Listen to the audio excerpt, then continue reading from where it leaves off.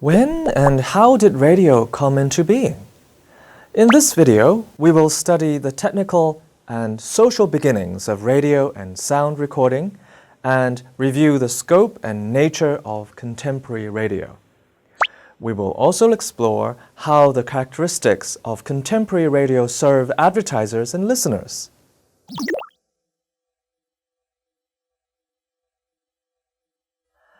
At its most basic level, radio is communication through the use of radio waves. This includes radio used for person-to-person communication as well as for mass communication. These two functions are still practiced today. Although most people associate the term radio with radio stations that broadcast to the general public, radio wave technology is used in everything from television to cell phones, making it a primary means for person-to-person communication. In fact, long-distance electronic communication has existed since the middle of the 19th century, when the telegraph communicated messages through a series of long and short clicks, or the Morse code.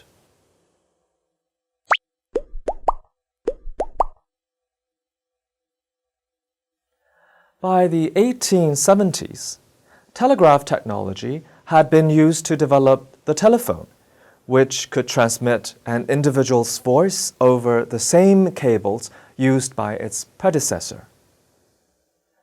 In 1896, the Italian inventor Guglielmo Marconi created a wireless telegraph that used radio waves to carry messages in Morse code, and he is considered the father of radio.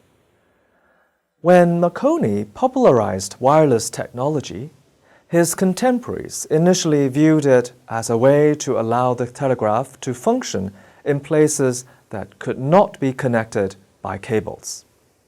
Early radios acted as devices for naval ships to communicate with other ships and with land stations. The focus was on person-to-person communication. However, the potential for broadcasting, that is, sending messages to a large group of listeners, wasn't realized until later in the development of the medium. The technology needed to build a radio transmitter or receiver was relatively simple, and the knowledge to build such devices soon reached the public. Amateur radio operators quickly crowded the airwaves, broadcasting messages to anyone within range, and by 1912, the U.S. government required licenses and limited broadcast ranges for radio operation. The Radio Act of 1912 set a precedent for international legislation of wireless communications.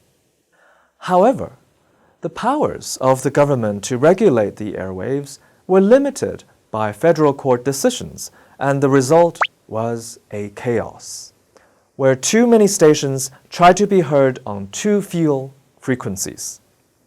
To address this problem, the U.S. Congress passed the Radio Act of 1927, which transferred most of the responsibility for radio from the Department of Commerce to a newly created Federal Radio Commission, or FRC. This trustee model of regulation is based on two premises. The first is the philosophy of spectrum scarcity. Because broadcast spectrum space is limited and not everyone who wants to broadcast can do it, and those who are granted licenses to serve a local area must be under regulations. The second reason for regulation is about the issue of influence. Broadcasting reaches virtually everyone in society. By definition, this ensures its power. Later, the Communications Act of 1934 replaced the 1927 legislation. The FRC was also turned into the Federal Communications Commission, or FCC.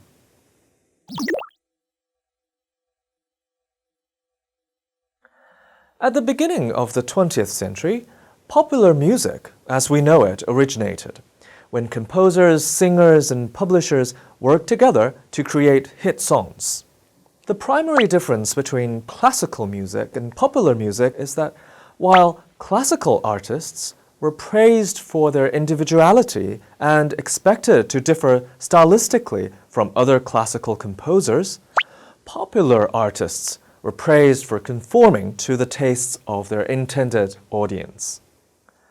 Technological developments played a vital role in bringing popular music to people's homes.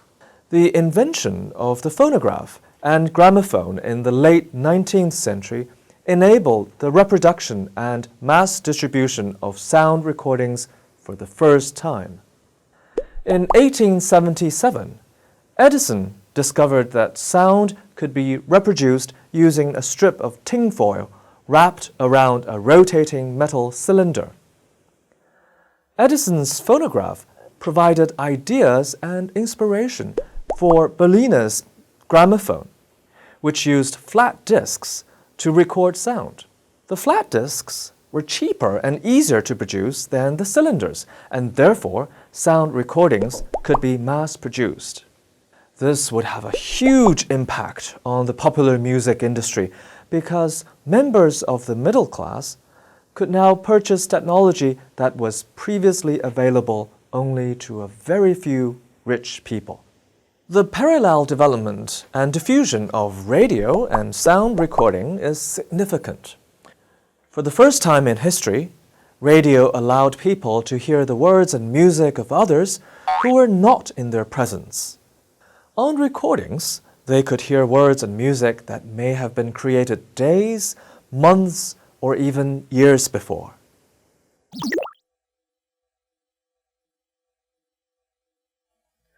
Two visions of radio probably determine its future. In 1916, David Sarnoff proposed a plan of development which would make radio a household utility in the same sense as the piano or phonograph. The idea is to bring music into the house by wireless. The receiver can be designed in the form of a simple radio music box and arranged for several different wavelengths, which should be changeable with the throwing of a single switch or pressing of a single button. Later, as head of the Radio Corporation of America, or RCA, he had a chance to help make this vision of radio and a similar vision of television a reality. The formation of RCA had ensured that radio would be a commercial, profit-based system in the US. The industry supported itself through the sale of receivers, that is, it operated radio stations in order to sell radios. The problem was that once everybody had a radio, people would stop buying them. The solution to this problem became the second key vision for radio: advertising.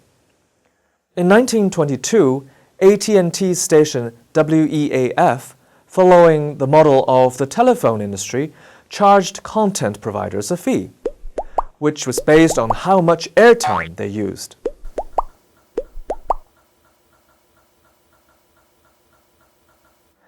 This evolved into letting manufacturers sponsor programs to advertise their goods, then into advertisers paying to have their ads carried on programs. The sale of advertising led to establishment of the national radio networks in the US and other European countries. Groups of stations or affiliates could deliver larger audiences, realizing greater advertising revenues, which would allow them to hire bigger stars and produce better programs, which would attract larger audiences, which could be sold for even greater fees to advertisers. In 1926, RCA started the National Broadcasting Company, or NBC. A year later, it bought AT&T stations and launched a second network, NBC Blue. The original NBC was renamed NBC Red. The Columbia Broadcasting System, or CBS, was also founded in 1927.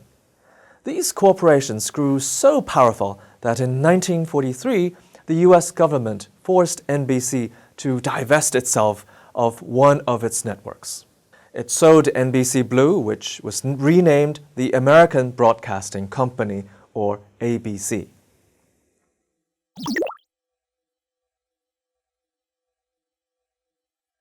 Although the early network programming focused mainly on music, it soon developed to include other programs.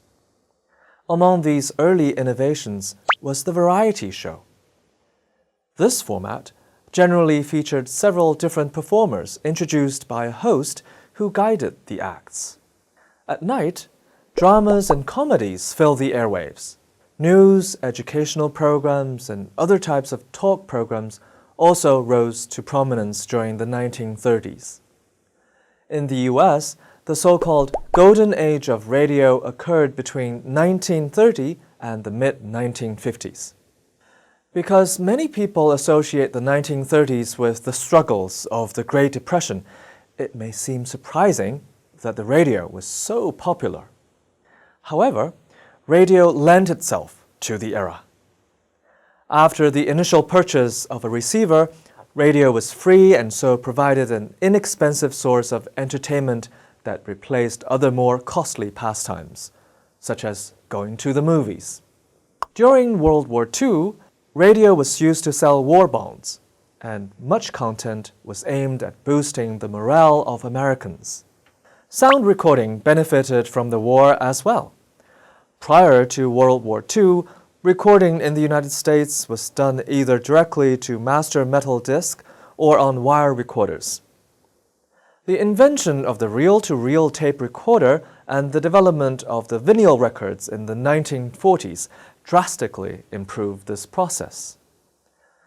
The post-war prevalence of radio hugely impacted popular music, with radio airplay of popular songs promoting record sales.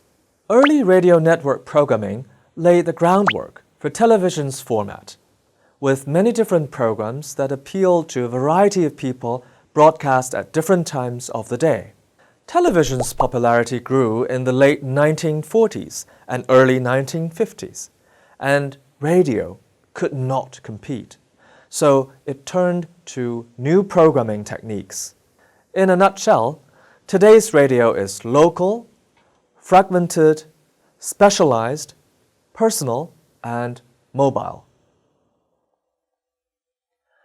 No longer able to compete with television for the national audience in the 1950s, radio began to attract a local audience. So advertising rates on radio tend to be much lower than on television. Radio is also fragmented. That is, many stations serve many areas. This gives rise to contemporary radio's most important characteristic, that is, its ability to specialize. When radio became a local medium, the problem was how to run a station with interesting content and do it economically. A disc jockey, or DJ, playing records was the best solution. And stations soon learned that a highly specialized, specific audience of particular interest to certain advertisers could be attracted by specific types of music. Hence, format radio was born. With the advent of television, the relationship between radio and its audience changed. Whereas families had gathered around the radio set to listen together in the past, we now tend to listen to the radio alone. And finally, radio is mobile, which accounts in large part for its personal nature. We can listen anywhere, at any time. Advertisers enjoy the specialization of radio because it gives them access to homogeneous groups of listeners to whom products can be pitched. The cost is based on the ratings, that is, the percentage of the total available audience reached. Radio ads are inexpensive to produce and therefore can be changed, updated, and specialized to meet specific audience demands. Ads can also be specialized to different times of the day. What is more, an audience loyal to a specific format station is presumably loyal to those who advertise on it.